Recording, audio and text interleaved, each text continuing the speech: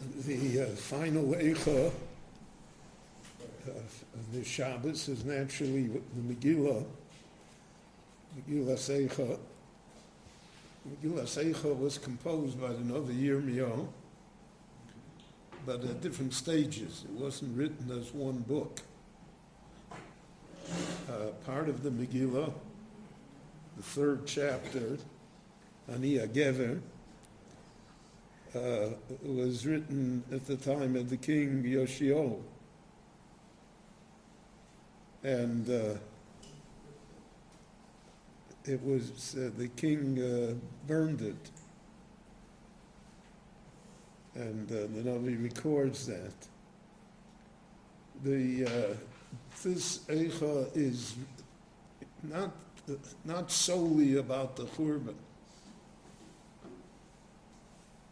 but it's about the golus that comes after the exile, that comes after the destruction of the temple. About the conditions and circumstances that the Jewish people will have to live under. And we see that reflected throughout the Megilas Eicha. So it begins, Eicha Isa Levadod. And the first thing is isolation.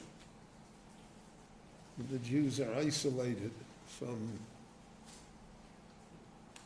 society.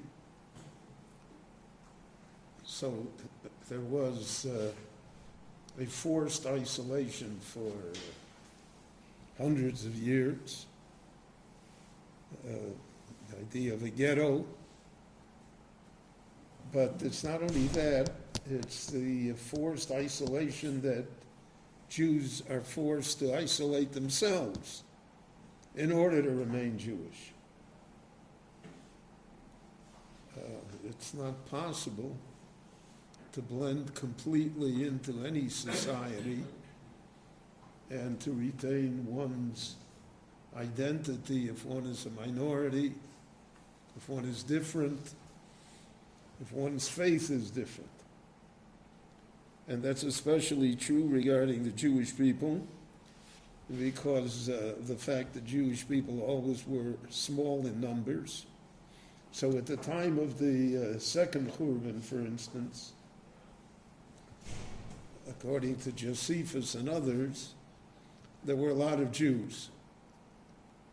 And Jews were a significant percentage in the Roman Empire of freed people. There were slaves, of which there were millions, but of freed people. So the Jews were, the estimates range between 6 to 10% of the population of the Roman Empire, which is a significant number. But because of the fact that the Roman Empire was pagan, completely pagan, so the Jews stayed away, and they themselves did not blend into it.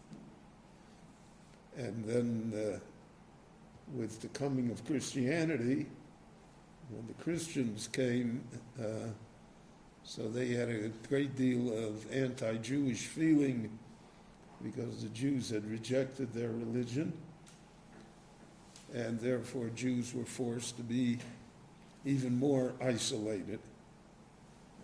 So it's a nice thing many times to be left alone, to be isolated.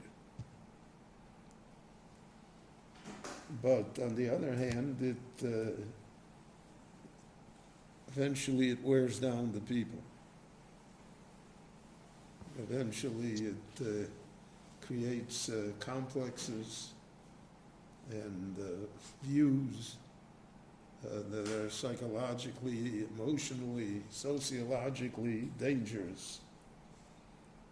And we could see that, for instance, in the 19th century, when the Jewish people in Eastern Europe became secularized. That was an attempt to no longer be isolated. In fact, the whole idea of the Haskalah was that the Jewish people should be accepted and not isolated. That's the famous slogan that they had, that you should be a human being when you're outside, the Adam, B'tzeisecha, and then you'll be a Jew on the inside, B'veisecha, when you come home.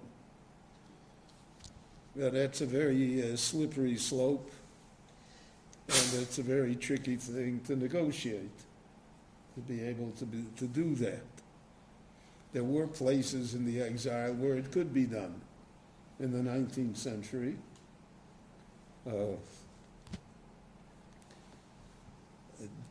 parts of German Jewry were able to do that, to be completely integrated into German society, but to be completely observant and Jewish. But that was more the exception than the rule. The rule was that if you were accepted into society, then you had to give up your Judaism. That was the price. In the 18th century and 19th century, hundreds of thousands of Jews in Europe converted to Christianity. Not because they believed in Christianity, but because of the fact that they wanted to be accepted. They no longer wanted to be isolated. So Heinrich Heine, the great German poet, a Jewish poet, he wrote the basic German poem, The Lorelei, which is put to music as the German national song. So he converted to Christianity, and he explained it. He said that conversion is the ticket for admission to European society. And so you have to buy the ticket. And we have many, many cases such as that. The 19th century is very illustrative of that. In Disraeli in England, Mahler in the Austro-Hungarian Empire. In Russia, there were many instances of it. The whole system of censorship in Tsarist Russia over Jewish books was because of the fact that they had Jews that were the censors, that were able to read the books. And that was, that's what it took. It took to live in St. Petersburg and to be part of the Russian elite, etc. So the Haskalah came to almost glorify that simply because they could not bear the isolation. Now, as long as Jews lived in a shtetl in Eastern Europe, lived in small towns, small villages. In most of those places, the Jews were the majority. Like my father's shtetl in Lita, Ratsk, had about 120 families, and 90 of the families were Jewish. And that was not unusual in these small places. But once that broke down because of urbanization, because of industrialization, the whole change in society, so then that could not be maintained. And therefore, when the Novi says, eicha yoshvo vodod, or ir rabosiyom, we once were so many. We once were the city. We were everything. And now we sit in isolation. So he is not talking only about the times of the destruction of the temples, but he's talking about the whole exile. Look what happened to us. How did such things occur?